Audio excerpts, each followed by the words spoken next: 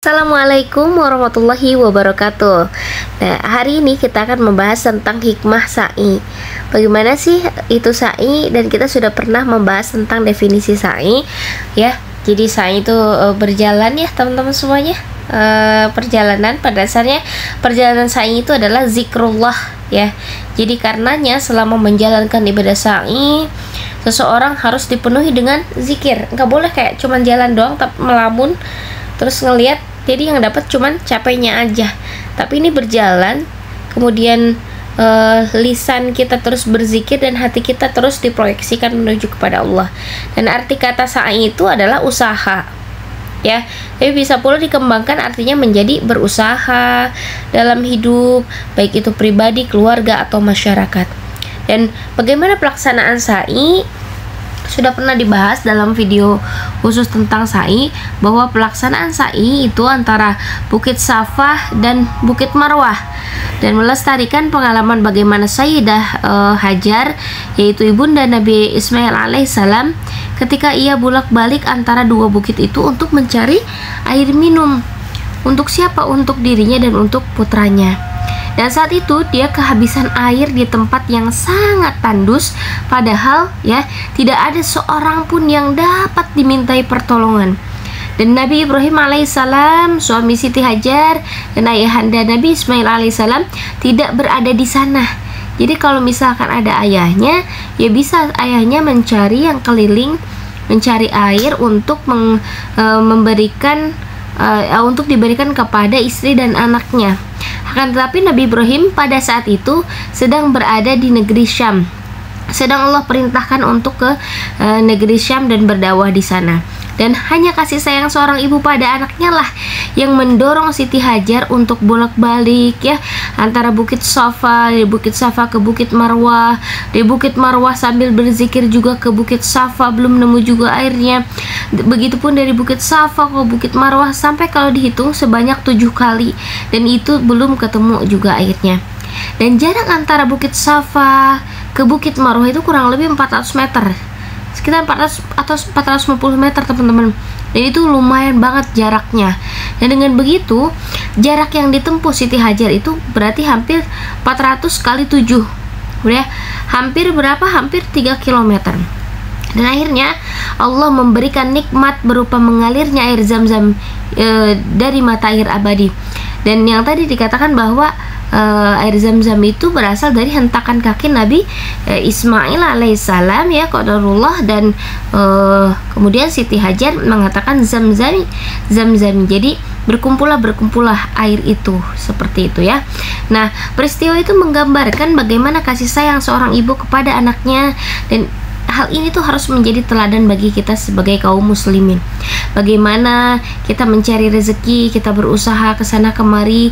Terkadang ketika kita berusaha, hasilnya tuh nggak langsung Allah kasih lewat usaha kita gitu ya. Contoh, kita udah usaha kemudian ternyata nggak dapat bayaran hari itu gitu kan.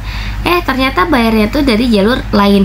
Dan di sini memberikan arti kepada kita, memberikan hikmah kepada kita bahwa kita jangan pernah menyandarkan kepada usaha kita, jangan pernah menyandarkan kepada ikhtiar kita, tapi kita sandarkan seluruh kehidupan kita kepada Allah Subhanahu wa Ta'ala.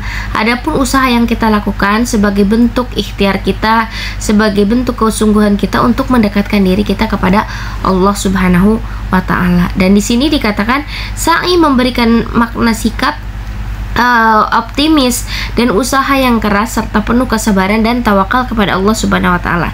Jadi ketika kita usaha, kita tawakal kepada Allah bahwa Allah yang memberikan rezeki ya. Dan kesungguhan yang dilakukan oleh Sayyidah Hajar dengan 7 kali dari mulai Bukit Safa ke Bukit Marwah, bolak-balik lagi Safa Marwah, Safa Marwah, Safa Marwah. Nah, memberikan makna bahwa hari-hari yang dilewati manusia berjumlah 7 hari setiap minggu haruslah diisi dengan usaha dan kerja keras. Jadi pekerjaan yang dilakukan dengan sungguh-sungguh itu sangat disenangi Allah Subhanahu wa Ta'ala, sebagaimana sabda Rasulullah sallallahu alaihi wasallam, an Aisyah anna Rasulullah sallallahu alaihi wasallam qala innallaha azza wa jalla yuhibbu idza amila ahadukum amalan ayyutqinahu. Rawahu At-Tabrani. Dari Sayyidah Aisyah radhiyallahu anha berkata, Rasulullah shallallahu alaihi wasallam bersabda, sungguh Allah subhanahu wa ta'ala sangat senang jika salah satu di antara kalian melakukan suatu pekerjaan dengan sungguh-sungguh. Masya Allah, tabarakallah. Dan ketika seseorang menghayati dan meresapi syariat sa'i, maka akan muncul dalam dirinya sikap-sikap positif menghadapi berbagai tantangan hidup. Jadi antara lain contohnya di sini kerja keras, optimisme, kesungguhan, keikhlasan, kesabaran dan tawakal. Dan karunia Allah kadang-kadang diperoleh tanpa disangka sebelumnya, ya kan? Jadi min haitsu la yahtasib itu, dia akan memberikan anugerah, ya Allah akan memberikan anugerah kepada hambanya yang rajin dan konsisten menjalankan tugas fungsinya. Ya, kita sebagai manusia jadi apa? Jadi khalifah fil ard. Kita mimpin diri kita sendiri, bagaimana mengarahkan kehidupan kita untuk terus mendekatkan diri kepada Allah. Masya Allah ya, ini juga tugas bagi Indah juga, masih PR untuk mengerjakan hal ini, masih PR untuk terus memproyeksikan kehidupan kita itu hanya kepada Allah Subhanahu Wa Taala. Kadang kita menyandarkan sama usaha kita, menyandarkan sama usaha suami kita, menyandarkan sama pekerjaan kita, usaha kita, jualan kita, bisnis kita dan sebagainya. Ya, padahal Allah lah yang memberikan rezeki, ya gitu. Setelah berusaha, hendaklah kita bertawakal dan menyerahkan hasilnya kepada Allah. Kadang kita kalau udah usaha langsung tuh pengen hasilnya detik itu juga gitu ya.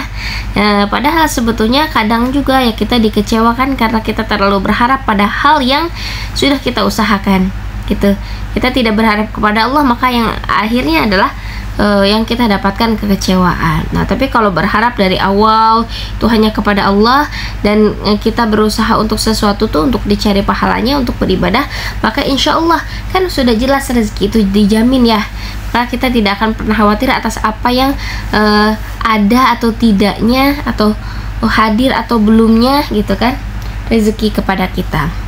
Dan sa'i itu dimulai dari Bukit Safa, diakhiri di Bukit Marwah, teman-teman ya.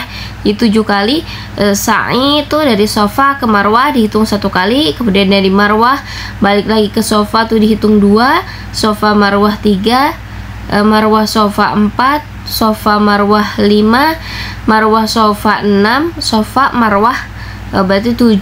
Dan ini artinya dalam menjalani bisnis, pekerjaan, seseorang harus memastikan diri bahwa dia itu atau kita itu memulainya dengan hal yang suci, baik dan bersih. Pekerjaan yang diawali dengan hal yang baik, bersih ya dan suci akan mengantarkan kita kepada keberhasilan dan kesejahteraan yang hakiki. Dan itulah makna marwah, sebuah kondisi tercukupi dan terpenuhi semua kebutuhan hidupnya. Dengan demikian, sa'i mengajarkan kita sebagai manusia tentang pentingnya berusaha dengan sekuat tenaga. Ya, tanpa berusaha kebahagiaan tidak akan pernah ada. Maka kenapa kita diuji hal ini, hal itu, agar apa? Agar kita terus berusaha, agar kita terus berikhtiar, agar kita terus bertawakal. Bahkan ketika harta kita sudah genggam sebanyak apapun, kita wajib untuk terus berusaha apapun itu. Contoh, kita sudah punya uang 100 miliar misalkan gitu kan, bukan lantas kita duduk saja, tapi bagaimana agar bekal 100 miliar tersebut, fasilitas dari Allah tersebut itu bisa digunakan di jalan Allah.